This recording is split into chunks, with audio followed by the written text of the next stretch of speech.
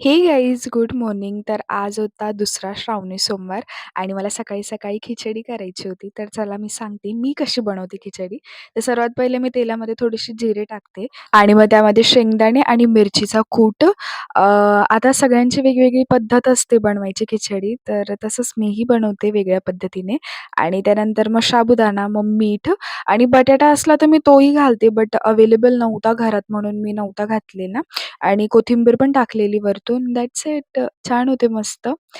वाफेवर होऊ द्यायची थोडीशी, मस्त मऊ होते. आणि त्यानंतर आज मला ही कुर्ती वेअर करायची होती. मला अजिबात इंटरेस्ट नाही की प्रेस वगैरे करून घालायचे कपडे म्हणून. बट आता काही कपडे असे की त्यांना प्रेस लागतीच, म्हणून मग मला प्रेस करावाच लागतात काही कपडे. त्यानंतर मग आवरायला घेतलं. आणि मग आज ना मी नाश्ता नव्हता केला काही घरातून. म्हटलं जाताना नारळाचं पाणी पिऊयात. मग मी कॉलेजला जाताना नारळाचं पाणी पिलेली.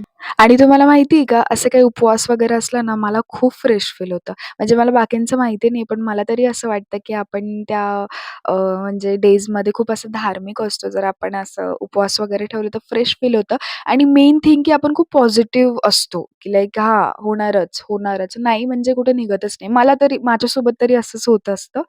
आणि मग कॉलेजवरून आलेली, तुम्ही बघताय बसमध्ये एवढी गर्दी होती, तर मी पहिली बस तर सोडूनच दिलेली. मी दुसऱ्या बसनी घरी आलेली. आणि मग आज मला मंदिरातही जायचं होतं. आज मी संध्याकाळी गेलेली कारण वेळ busy scheduled. Thank you for watching. भेटूयात उद्या.